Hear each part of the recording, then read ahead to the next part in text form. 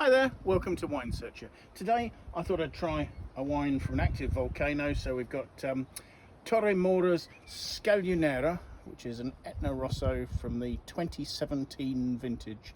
As an Etna Rosso, the wine is principally Nerello Mascalese, which is a southern Italian grape, which is light and elegant and quite lively in its style. And with that, I think they blend in 3% of Nerello Cappuccio, which I assume is a related variety of some sort.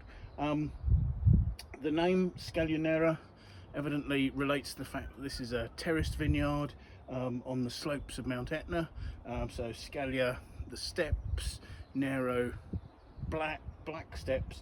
The vineyard's entirely organic, which I guess in an area with sort of quite low rainfall and very friable soils, that's reasonably easy to do compared to some places.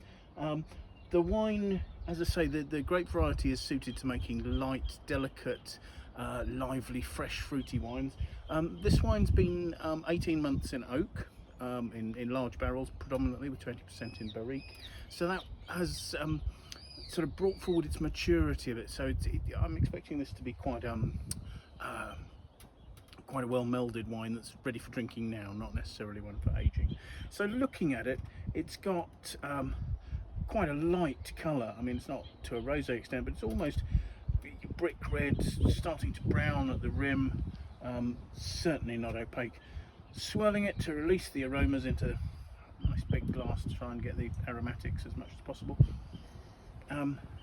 Actually, there's an underlying sort of lively red cherry fruit, but over the top of that there is a sort of an earthy forest floor, herbs, mushroom notes, probably more on the forest floor, sort of tobacco leaf, that sort of tobacco leaf to sort of herbal notes there.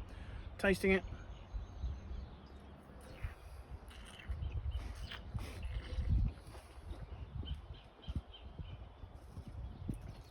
there's a very obvious acidity, but with the wine's mature, developed style, that's more, it takes on a slight, very slight volatility. It's not sort of fresh, bright red cherry fruit. It's layered over again with that sort of forest floor notes, maybe a tiny touch of licorice, tobacco leaf. Very complex, very mature, flavours lasting for quite a long time.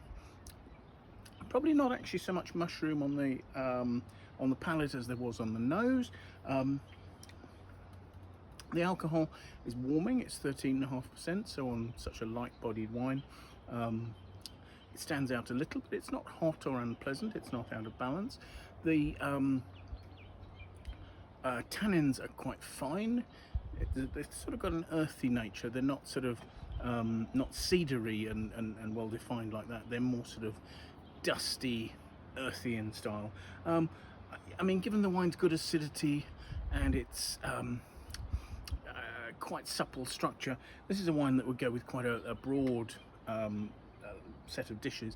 The producers actually suggest that this might go with seafood. I could see that, because generally you wouldn't have red wine with fish, because the tannins create a sort of a metallic note with that. This doesn't have those strong cedary type tannins that would do that. I think personally I would probably sort of have this more with sort of dishes with mushroom or pork or that sort of side of thing, but nonetheless very enjoyable, nicely mature, not for aging, approachable, drinkable, very old world style from southern Italy. So yeah, a wine from Mount Etna. Cheers everybody.